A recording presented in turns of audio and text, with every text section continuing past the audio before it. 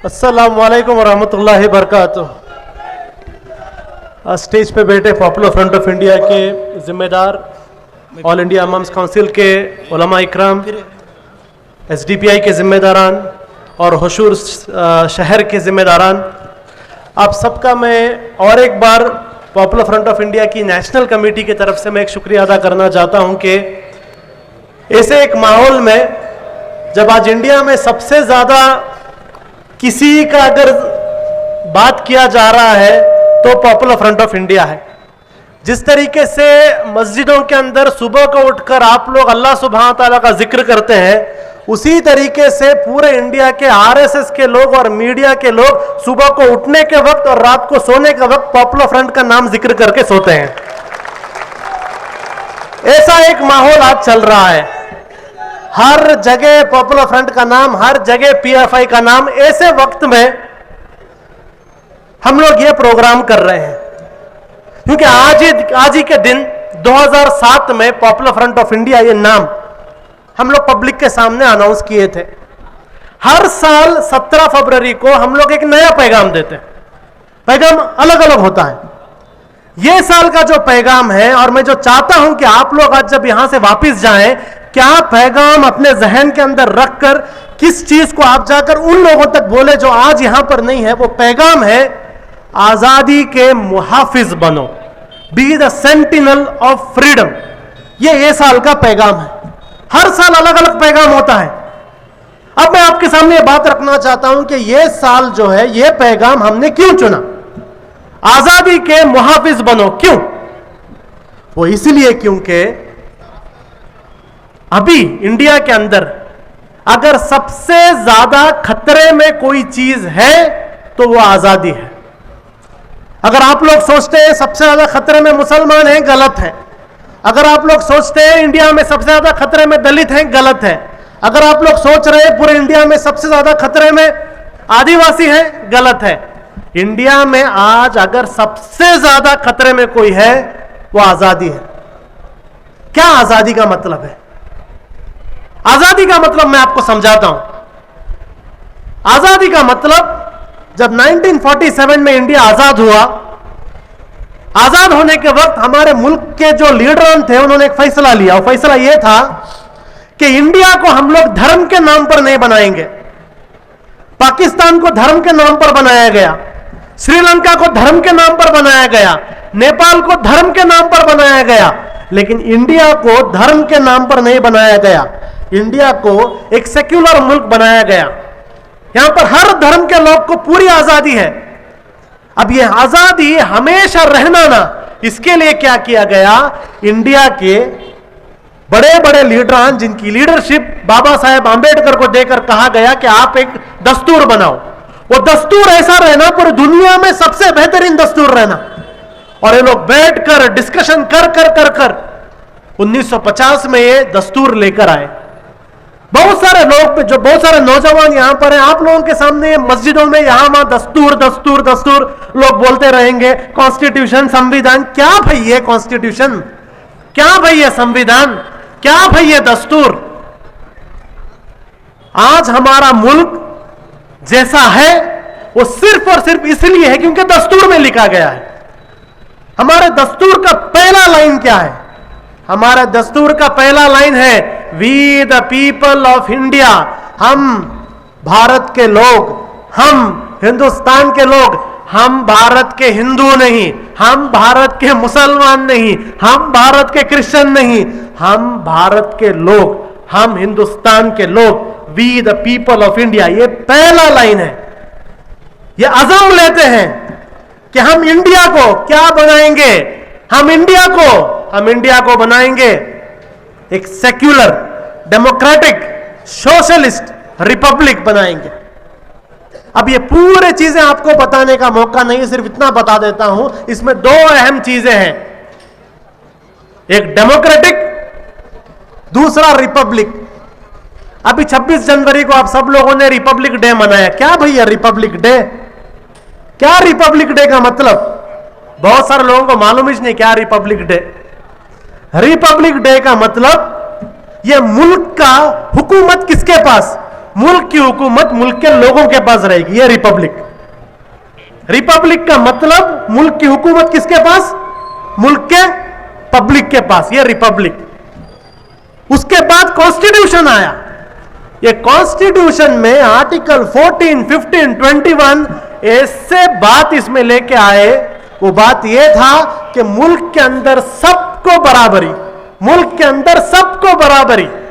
आज मैं आपके सामने यहां पर रुककर यह स्पीच कर रहा हूं, सिर्फ और सिर्फ इसलिए कर रहा हूं क्योंकि हमारे कॉन्स्टिट्यूशन के अंदर मुझे हक है, फ्रीडम ऑफ एक्सप्रेशन मैं कर सकता हूं।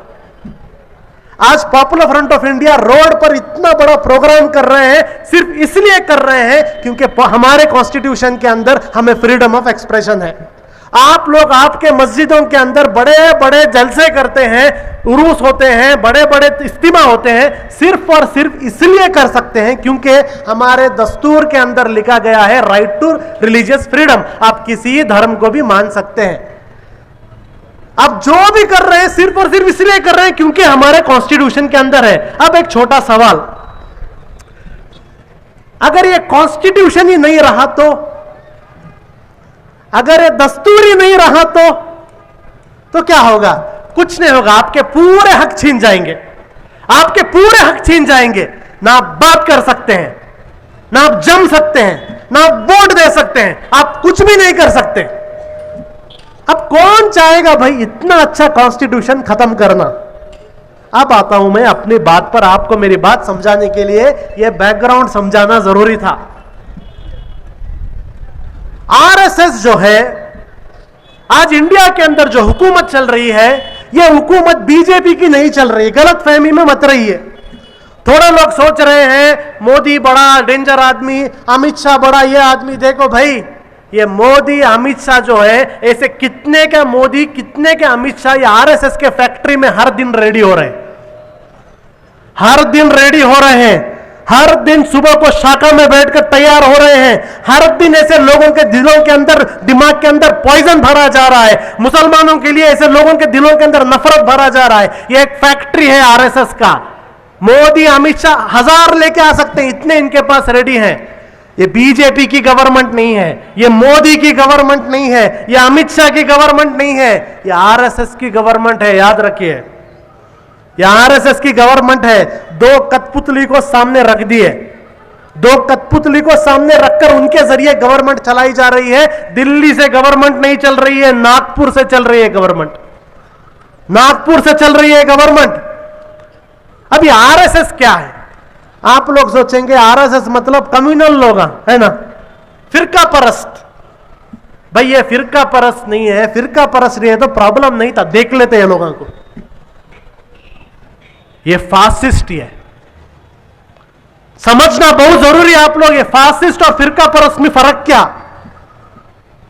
फासिस्ट वो लोग हैं जो कहते हैं कि हमें ही जीने का हक है और किसी भी जीने का हक नहीं, अगर आपको जीना है हमारे गुलाम बन के रहो। यह बात जो कहता है वो फासिस्ट है।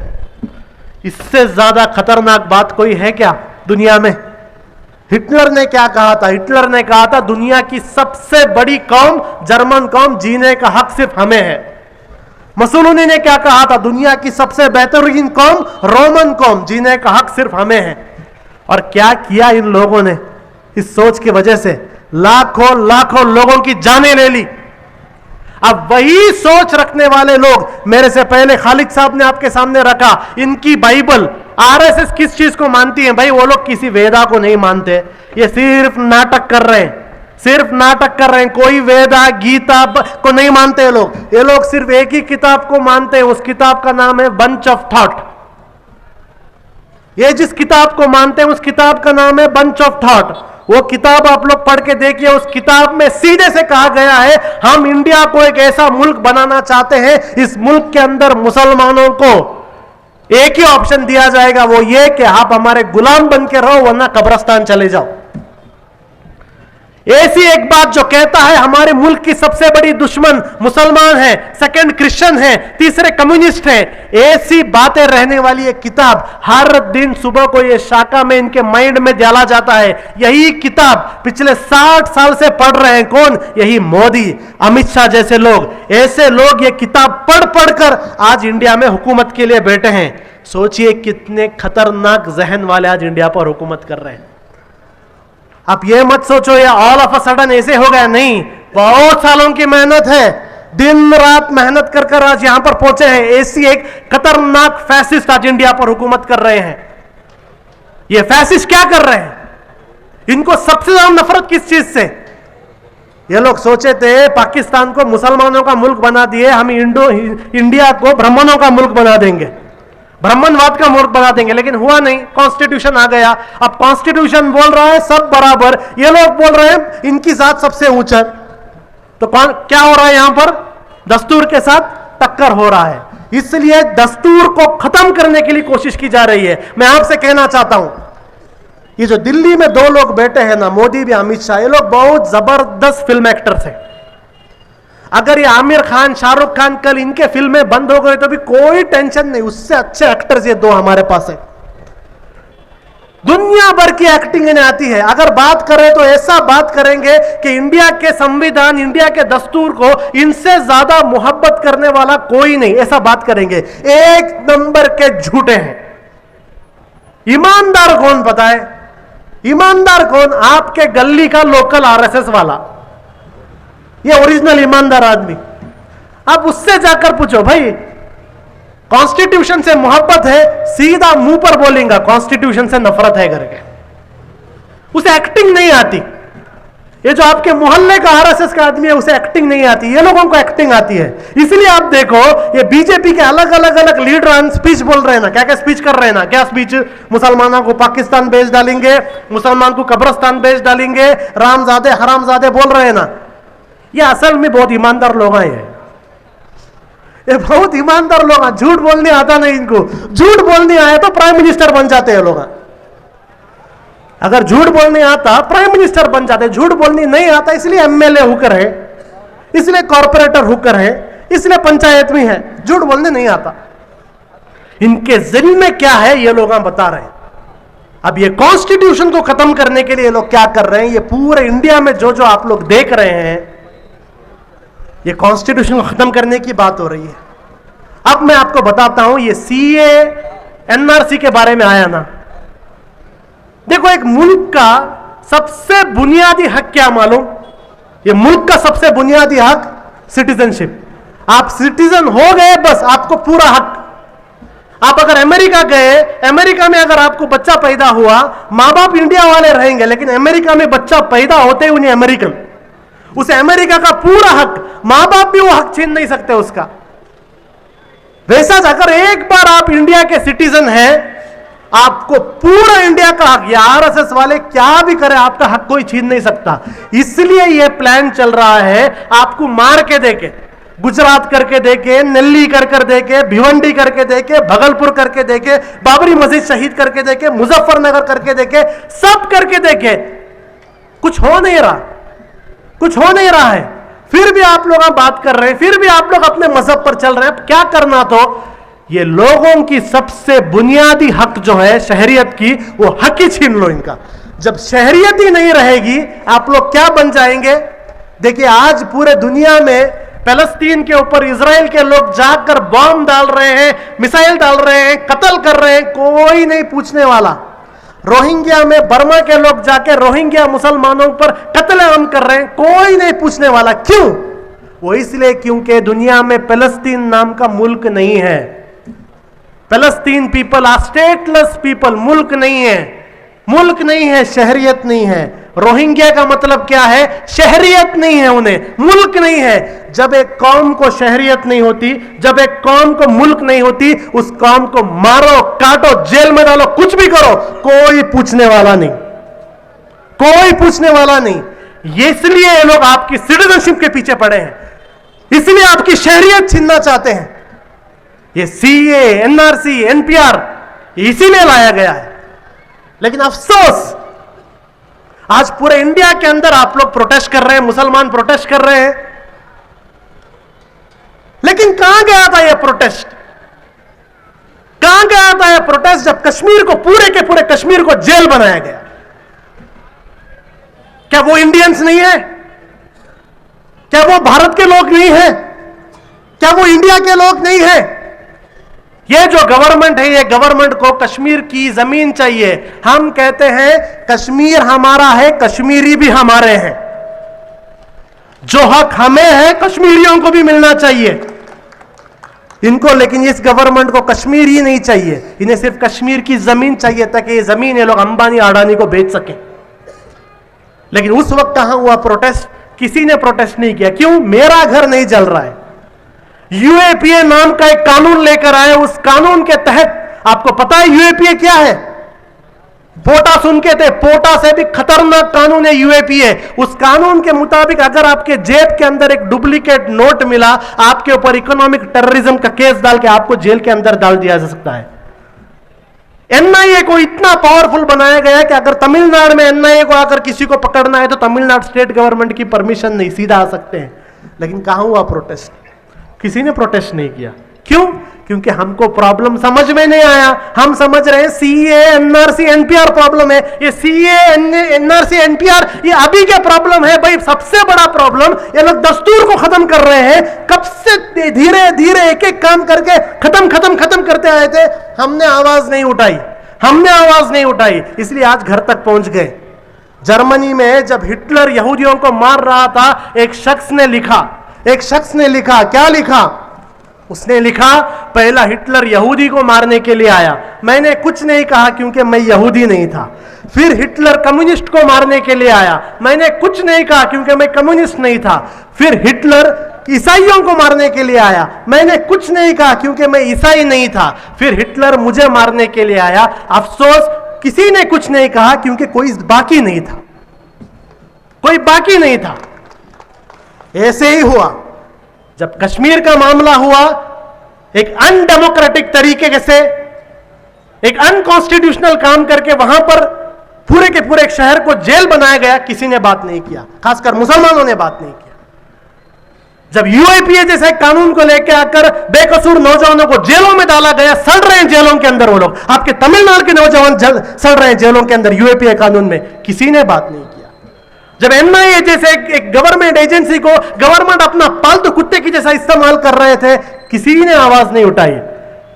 लेकिन जब आपके घर पर बात आई, जब बात हमारे घर पर आई सीए एनआरसी, तब हम लोग जागे। लेकिन देर आए दुरुस्त आए।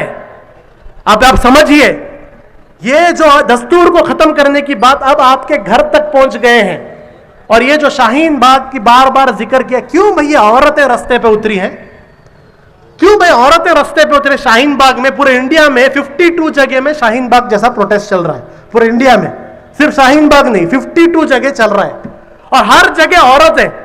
वो इसलिए क्योंकि हमारी औरतें समझ गई इस बात को, ये सीए एनआरसी एनपीआर अगर लेके आए, सबसे ज्यादा नुकसान अगर किसी को होगा, औरतों को होगा। याद रखिए, औरतों को उठा के डिटेंशन सेंटर में डाला जाएगा, उनके बच्चों को उनसे अलग किया जाएगा, बच्चों को दूसरे सेंटर्स में डाला जाएगा। आसाम में आज वही हो रहा है।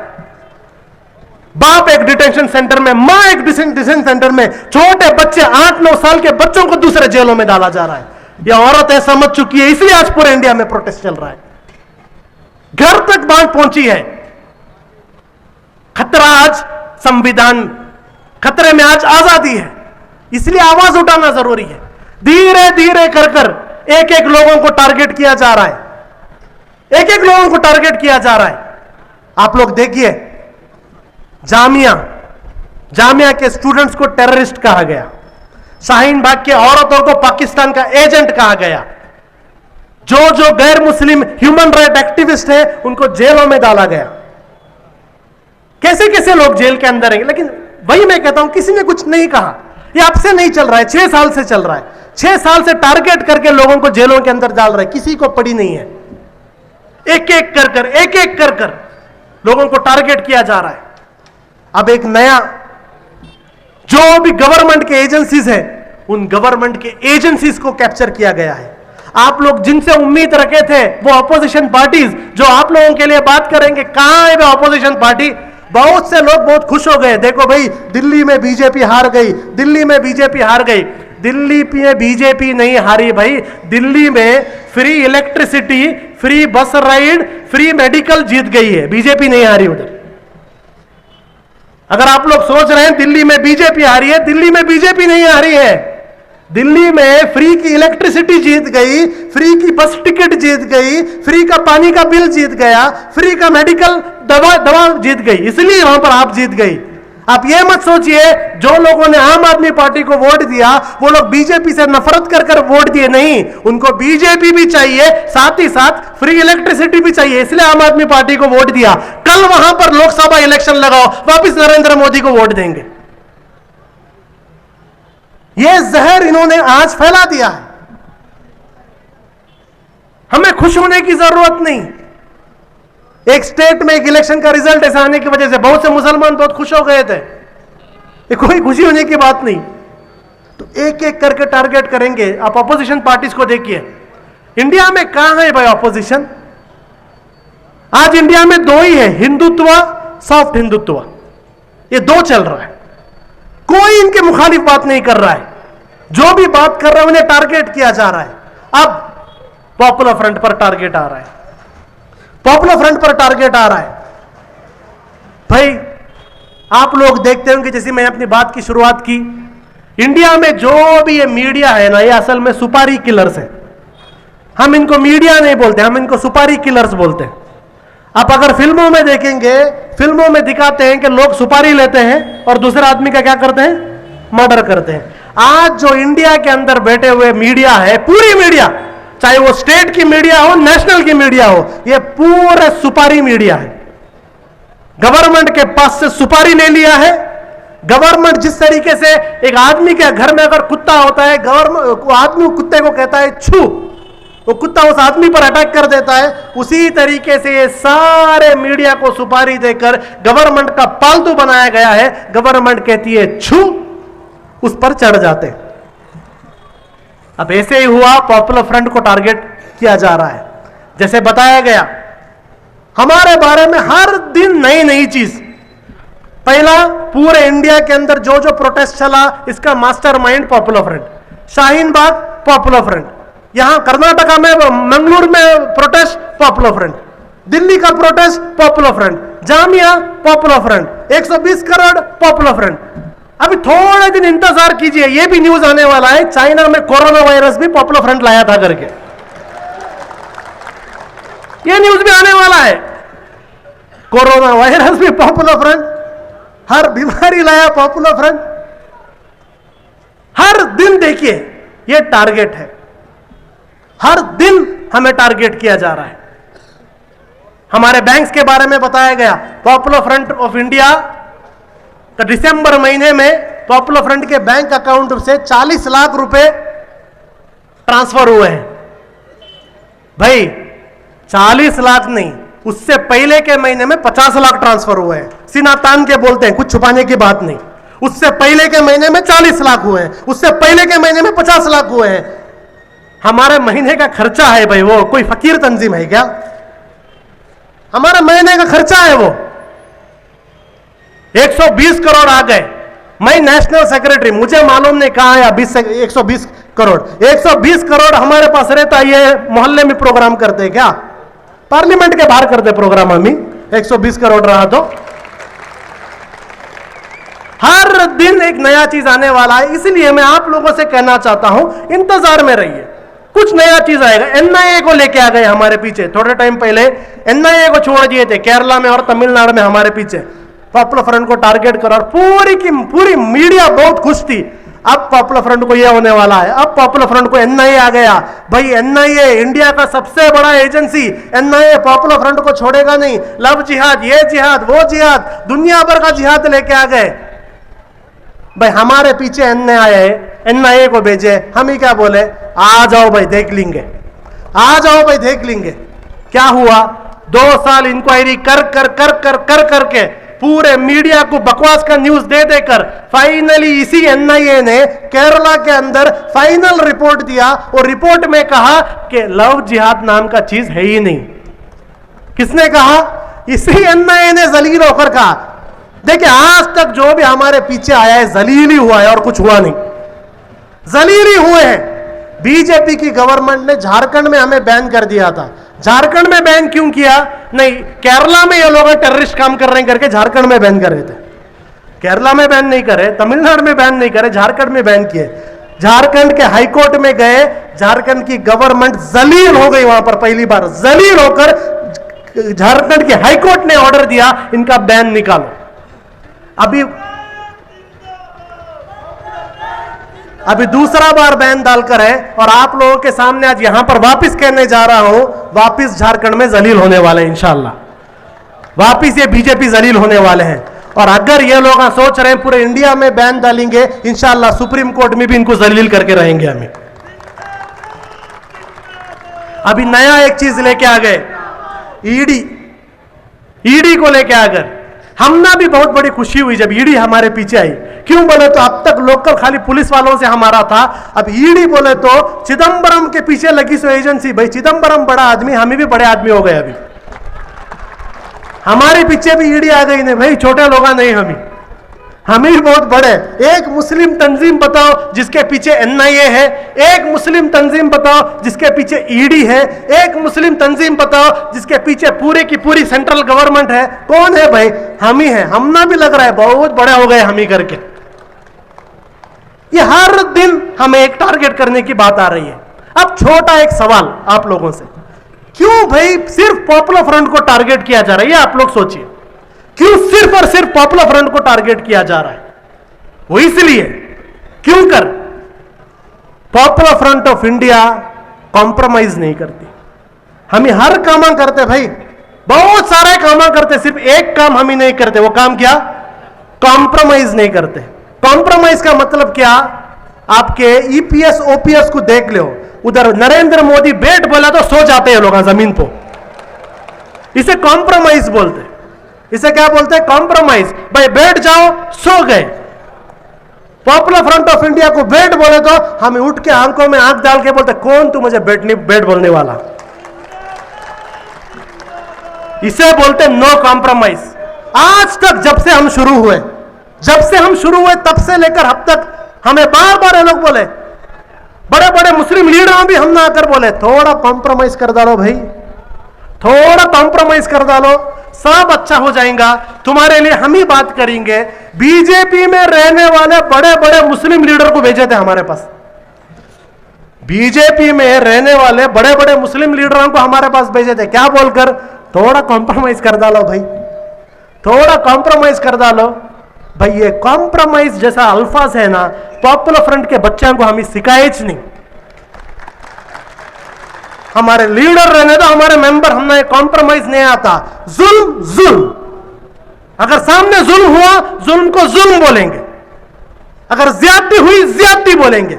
उसे ए बी को सीडी नहीं करेंगे, एक्स को जेड नहीं बोलेंगे। एक्स है तो एक्स, जुल्म है तो जुल्म, जालिम है तो जालिम।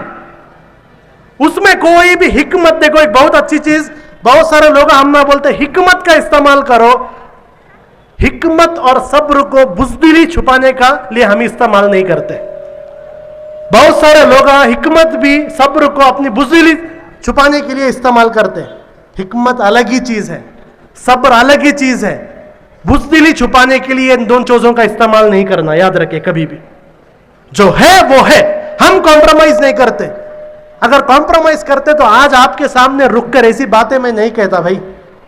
पूरी पुलिस, पूरी एनआईए, पूरी ईडी, पूरी गवर्नमेंट हमारे पीछे, यहां रुककर फिर भी सच बोल रहे हैं। हम लोग पीछे नहीं हटे। ऐसे टाइम पर भागना था हम लोग पीछे, हम भाग नहीं रहे, सामने रुककर बात कर रहे हैं कि कॉम्प्रोमाइज नहीं कर रहे। ये हमारी पहली चीज। दूसरी बात, क्यों पॉपुलर फ्रंट को टारगेट किया जा रहा है? पॉपुलर फ्रंट हक की बात करता है, इंसाफ दिलाने की बात करता है। और इंसाफ सिर्फ किसी एक कौम के लिए नहीं, चाहे वो कोई भी कौम हो। अगर दलित की एक बच्ची के साथ कुछ हुआ, सबसे पहले पॉपुलर फ्रंट के लोग रास्ते पर रहेंगे। अगर आदिवासियों पर जुल्म हुआ, सबसे पहले उनके हक के लिए पॉपुलर फ्रंट के लोग रुकेंगे। अगर हिंदुओं के साथ कुछ हुआ, सबसे पहले पॉपुलर फ्रंट के लोग रहेंगे। ये जो बड़े बड़े बात कह रहे हैं ना, हिंदुओं पर जुल्म हो रहा है, हिंदुओं पर जुल्म हो रहा है, ये नाटक आपको मैं समझाता हूं। यूपी के अंदर एक हिंदू लड़की का रेप बीजेपी के एक हिंदू एमएलए ने किया।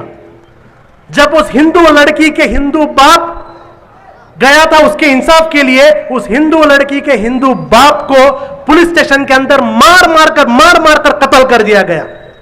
उस हिंदू लड़की के हिंदू चाचा को जेल में डाला गया। उस हिंदू लड़की और उसकी चाची को रास्ते में जाने के वक्त एक्सीडेंट कर हॉस्पिटल में डाला गया। कौन भाई इस हिंदू लड़की के हक के लिए लड़ेगा? कहां है भाई आरएसएस? कहां है भाई बीजेपी? कहां है भाई न्यूज चैनल में बड़ा हिंदू हिंदू चिल्लाने वाले लोग? कहां है वो हिंदू लड़की के हक के लिए भी बात करेगी ये पॉपुलर फ्रंट? हम ही बस जब से शुरू हुए एक ही बात बोल रहे हैं, पॉपुलर फ्रंट का नारा है हर मजलूम हमारा है। मजलूम को धर्म नहीं होता, जात नहीं होता, रंग नहीं होता, जबान नहीं होता, कुछ नहीं होता। मजलूम मजलूम है। अगर मजलूम है, आपके हक के लिए रुकने के लिए पॉपुलर फ्रंट रेडी है।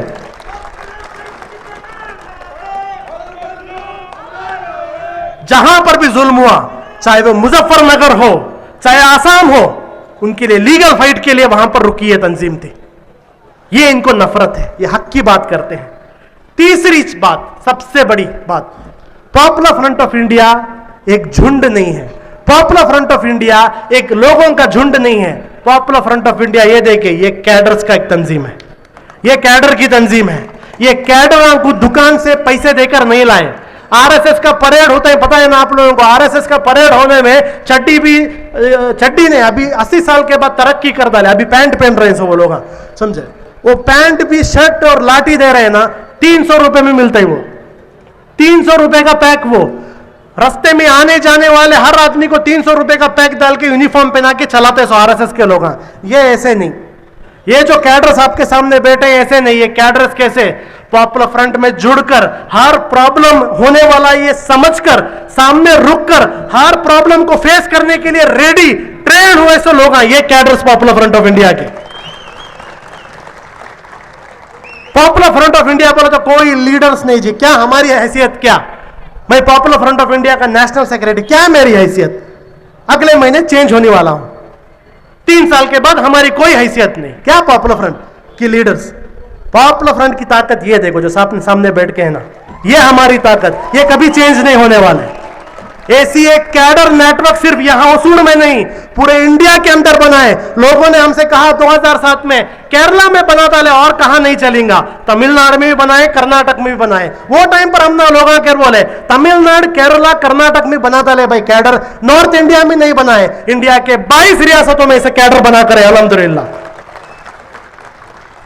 अभी तक यूपी पहुंचे नहीं। अभी अभी यूपी में काम शुरू हुआ, योगी आदित्यनाथ को अभी वहां पर बुखार चालू हुआ, अभी बुखार चालू हुआ। पॉपुलर फ्रंट आने वाला है, पॉपुलर फ्रंट आने वाला है। भाई अभी तक तो आप लोगों से हमारी मुलाकात ही नहीं हुई। अभी तो ली अंगड़ाई है, अभी तो ली अंगड़ाई है, आगे और लड़ाई है। अभी तक तो आप लोग देखे नहीं हम ना, यूपी के योगी आदित्यनाथ ने देखा ही नहीं हमें। अभी से अपने लोगों को डराना चालू। यूपी में आरएसएस वालों की हालत इतनी बुरी हो गई है, पॉपुलर फ्रंट बोले तो क्या, तो वो लोग अमेरिका का मिसाइल समझकर हैं। क्यों बोले तो किसी प्रोग्राम को गए, पाप बेचारे एक मंदिर में जाते एक प्रोग्राम के वास्ते, वहां भी ये कौन सा एक बजरंग दल आरएसएस वाला आदमी आकर popular front popular front popular front बोलते हैं। कहां तो बच्चों के स्कूल में जाते भाई, बच्चों का नाच गाना देखने के वास्ते, वहां पर भी कौन सा बीजेपी का एमएलए आकर popular front popular front popular front.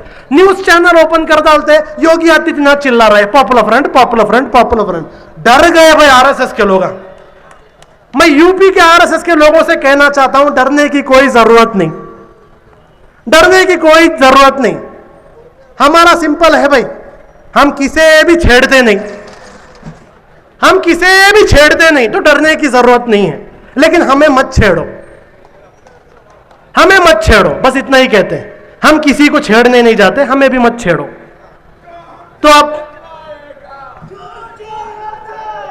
तो ये एक यूपी के अंदर आप देखिए, कहा गया कि पूरे इंडिया के सिर्फ 3 स्टेट में आप रहेंगे, आज पूरे इंडिया के 22 स्टेट के अंदर ऐसे कैडर्स हैं। और सिर्फ ऐसे कैडर नहीं, अल्हम्दुलिल्लाह ऐसे सपोर्टर्स भी हमारे पास हैं। आप देखिए पूरे न्यूज चैनल्स में बताया गया पॉपुलर फ्रंट टेररिस्ट है, टेररिस्ट है, टेररिस्ट है, इनके नजदीक मत जाओ, इनके नजदीक मत जाओ। दिल्ली में एक कॉन्फ्रेंस हुआ, दिल्ली के तारीख में यूपी, दिल्ली, हरियाणा से इतनी बड़ी तादाद में लोग आए। एक बहुत बड़े न्यूज चैनल के रिपोर्टर ने आकर कहा, आप लोगों के खिलाफ जो 6 महीने से न्यूज चैनल वाले जो कैंपेन चला रहे हैं ना, उनके चेहरे पर तमाचा आज पड़कर है।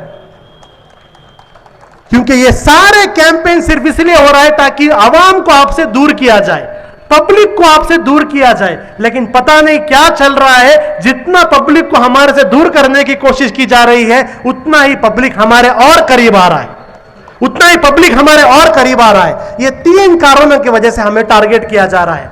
अब तीसरा सवाल, आखिरी सवाल, इतना आपके खिलाफ जब चल रहा है, डर गए क्या?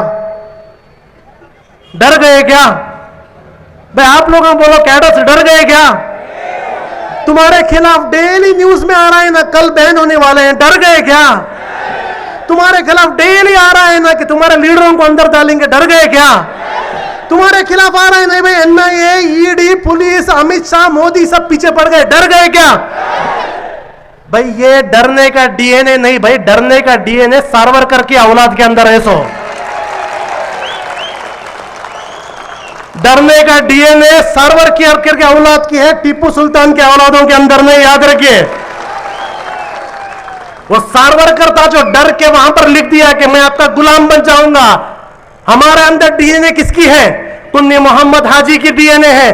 कुन्नी मोहम्मद हाजी को जब केरला के अंदर 1920 जनवरी को जब गोली मारने के लिए आंखों पर कपड़ा बांधा गया, कुन्नी मोहम्मद हाजी ने कहा मेरे आंखों से कपड़ा निकालो, क्योंकि जब अंग्रेज आप लोग मुझ पर गोली चलाते हो, मुझे देखना है उस गोली को, मुझे देखना है उस गोली को जब मेरे छाती के अंदर कैसे चीरती है। और छाती के अंदर चीर के जब मैं गिर जाता हूं, मैं चाहता हूं कि मेरा चेहरा मेरे मुल्क के सर जमीन पर गिरे, ताकि मरने के वक्त भी मेरा चेहरा मेरे जमीन के साथ रहे। यह डीएनए पॉपुलर फ्रंट के अंदर है, यह डीएनए हमारे अंदर है। सावरकर की डीएनए हमारे अंदर नहीं है, हम डरने वाले नहीं। एक मेंटल हॉस्पिटल के अंदर एक आदमी फजर को उठकर आसमान पर हाथ रखकर कुछ कर रहा था। लोग जाकर उसे पूछे, भाई क्या कर रहा है तू? सुबह से फजर से उठकर आसमान की तरफ हाथ दिखा रहा है। वो मेंटल आदमी बताया, मैं आज सूरज को ऊपर आने नहीं दूंगा, मैं वो सूरज को आज ऊपर आने नहीं दूंगा। वो मेंटल आदमी आरएसएस, वो मेंटल आदमी आरएसएस, और वो सूरज पॉपुलर फ्रंट ऑफ इंडिया। कितनी कोशिश करो, कितनी कोशिश करो, हम ही पीछे हटने वाले नहीं, हम ही पीछे हटने वाले नहीं। हर चीज कोशिश कर डाले, हर चीज कोशिश कर डाले। एक मीडिया वाले मुझे पूछे, जब 1 महीना पहला पूरे मीडिया में हमारा था, हम एक प्रेस कॉन्फ्रेंस करें, सारे मीडिया वाले सोचे थे पॉपुलर फ्रंट के लोग बिल के अंदर छुप जाएंगे करके, हम दिल्ली में जाके प्रेस कॉन्फ्रेंस करें। प्रेस कॉन्फ्रेंस के बाद आकर हमने बताया, पूछे डर नहीं लगता क्या? इतना आपके खिलाफ आ रहा है ना, डर नहीं लग रहा है क्या? हम इनको एक ही बात बताए, जब ये तंजीम हम ही शुरू करे थे ना, जब ये तंजीम हम ही शुरू करे थे, हर एक मोहल्ले के अंदर आरएसएस के लोग हाथ में तलवार लेकर, हाथ में लाठी लेकर हमारे हर एक कैडर को धमकी देते थे, अगर तू हमारे खिलाफ आवाज उठाए तेरा कत्ल कर देंगे, तुझे मार देंगे। हमारे कितने के मेंबर शहीद भी हो गए, जान भी चली गई। आरएसएस के अटैक में हमारे मेंबरों की जान भी चली गई। उसके बाद हम जब और आवाज उठाना शुरू करें, पुलिस वाले आकर हम ना बोले ऐसा केस में डालेंगे जिंदगी भर अंदर रहेगा, हमारे बच्चों को लेकर जाकर टॉर्चर करें। मैं उस मीडिया वाले से कहा, जब ये आरएसएस के उस वक्त जब हमें कुछ नहीं थे, उस वक्त जब हमें कुछ नहीं थे, तब हम ये आरएसएस के तलवारों से नहीं डरे, उनके लाठियों से नहीं डरे, हम ये पुलिस के केसों से नहीं डरे, हम ये टॉर्चर में नहीं डरे, तो अभी ये मीडिया के जो 3 जोकरों से डरेंगे क्या? हम इनसे डरेंगे क्या? आपके सामने एक बात यहां पर रखना चाहता हूं, हम डरने वाले नहीं। आज से 2500 साल पहले रोम साम्राज्य, उस वक्त का, आज जैसे अमेरिका है उस वक्त रोमन साम्राज्य था, 2500 साल पहले। उस रोमन साम्राज्य के अंदर पूरे के पूरे गुलामों के अंदर एक लीडर आया था, उस लीडर का नाम स्पार्टकस था। वो स्पार्टकस जब रोमों के खिलाफ लड़ रहा था, लड़ के जीत रहा था, गुलामों को आजाद कर रहा था, उस स्पार्टकस को रोम के बड़े जनरल ने पूछा, क्यों लड़ रहा है स्पार्टकस, क्यों लड़ रहा है, लड़ाई बंद करना, आराम से जीना। उस वक्त स्पार्टकस ने एक बात कहा, वो बात यह था, एक तारीखी बात कही स्पार्टकस ने। वो बात क्या थी? घुटनों के बल जिंदा रहने से अच्छा कदमों पर खड़े रहकर, पैरों पर खड़े लगकर, लड़ लड़कर मरना बेहतर है। आज हम ही भी वो बोलते हैं, आज हमें भी वो बोलते हैं, हजरत टीपू सुल्तान की कॉल हम ही भी बोलते हैं कि गीदड़ की 100 साल जिंदगी से बेहतर शेर का एक दिन है। ये डर की जिंदगी हमें नहीं चाहिए। हम इस मुल्क के शहरी, मुल्क में बराबर का हक है। इस हक हर सिटीजन को, हिंदू, मुस्लिम, क्रिश्चियन, हर किसी को बराबर का हक है। ये हक हम ही छोड़ के देने वाले नहीं। तुम कितनी भी कोशिश करो, ये हक हम छोड़ के देने वाले नहीं। और आवाम से आज मैं ये कहना चाहता हूं, पॉपुलर फ्रंट के इस मंच से मेरी बात खत्म करते हुए आपके सामने एक पैगाम देना चाहता हूं। आपको भी अगर कोई डराने की कोशिश करे, डरिए मत। ये जो आप लोग प्रोटेस्ट कर रहे हैं, लोग पूछ रहे हैं प्रोटेस्ट से क्या होगा भाई, प्रोटेस्ट से क्या होगा? प्रोटेस्ट से कुछ होगा, कुछ नहीं होगा पता नहीं, लेकिन प्रोटेस्ट से इतना पता चलेगा आप लोग मुर्दा नहीं है, जिंदा है करके। क्योंकि मुर्दा प्रोटेस्ट नहीं करता। मैयत को मारो, पीटो, कुछ भी करो, मैयत कुछ नहीं करता। एक जिंदा आदमी को हाथ लगाओ, जुल्म करो, जिंदा आदमी पूछेगा क्यों जुल्म कर रहे हो। एक जिंदा आदमी को मारो, जिंदा आदमी पूछेगा क्यों मार रहे हो। ये जिंदा लोगों की सिफत है। एहतिजाज करना, प्रोटेस्ट करना जिंदा लोगों की सिफत है। तो इंशाअल्लाह जो आप अपने हक के लिए लड़ रहे हैं, ये प्रोटेस्ट कभी भी बंद मत कीजिए। जब तक आपका मकसद पूरा ना हो, ये प्रोटेस्ट बंद मत कीजिए। पहली बार हम देख रहे हैं पूरे मुल्क के अंदर इत्तिहाद आ गया है, पूरे मुल्क के अंदर इत्तिहाद आ गया है। ना तो मसलक, ये लोगों की, आप लोगों के लिए मैं कहता हूं कि कभी कभी उनकी तारीफ भी करो, हमेशा उनकी मुखालिफत मत करो। कभी कभी मोदी, अमित शाह की तारीफ भी करो। क्यों तारीफ? हमारे इतने सारे बयानों से इत्तिहाद नहीं आया, इनके कानून से इत्तिहाद आ गया। पूरे एक, सिर्फ मुसलमान एक क्या, सब एक। अब एनपीआर के बारे में पॉपुलर फ्रंट ऑफ इंडिया सितंबर में हमने कहा था एनआरसी को रिजेक्ट करो। पॉपुलर फ्रंट ने सबसे पहले कहा था एनआरसी को रिजेक्ट करो। उस टाइम पर बहुत सारे लोग हमने बोले कैसा रिजेक्ट करेंगे, रिजेक्ट नहीं करना, डॉक्यूमेंट बनाओ, डॉक्यूमेंट बनाओ। लेकिन आज हम देख रहे हैं इंडिया के अंदर अल्हम्दुलिल्लाह अल्हम्दुलिल्लाह जितने भी बड़े बड़े मुस्लिम तंजीम सब कह रहे हैं सिर्फ एनआरसी को नहीं, एनपीआर को भी रिजेक्ट करो। बड़े बड़े मुस्लिम उलमा, हर मसला के फिक्र के, हर कोई कह रहा है एनपीआर को रिजेक्ट करो। सिर्फ मुसलमान नहीं, अब क्रिश्चियनों के बड़े बड़े लीडर कह रहे हैं सीए, एनआरसी, एनपीआर को रिजेक्ट करो। सिख कह रहे हैं एनपीआर, एनआरसी को रिजेक्ट करो। हिंदुओं के बड़े बड़े तंजीम गुरु कह रहे हैं एनपीआर को रिजेक्ट करो। दलितों के बड़े बड़े लीडर कह रहे हैं एनपीआर, सीए, एनआरसी को रिजेक्ट करो। अब सब लोग रिजेक्ट करो तो बचे कौन? खाली आरएसएस के लोग रहेंगे। फिक्र मत करो, ये एनपीआर में खाली आरएसएस के लोगों का नाम आने दो। क्या करेंगे? स्वामी नित्यानंदा जाकर एक नया कंट्री बनाकर है, स्वामी नित्यानंदा जाकर एक नया कंट्री बनाकर है कैलासा करके। ये एनपीआर में जो जो आरएसएस वालों का नाम है सबको वहां सिटीजनशिप दे देंगे। तो आज अहम अज़म करो, जब इतना इत्तिहाद हो गया, हम एनपीआर को क्या करते हैं? एनपीआर को, हमारे घर में एनपीआर के लिए लोग आएंगे, रिजेक्ट करो, रिजेक्ट करो। और याद रखो, लड़ने के लिए हमारे पास बहुत बहादुर टीपू हैं, लेकिन बहादुरों से काफी नहीं होता।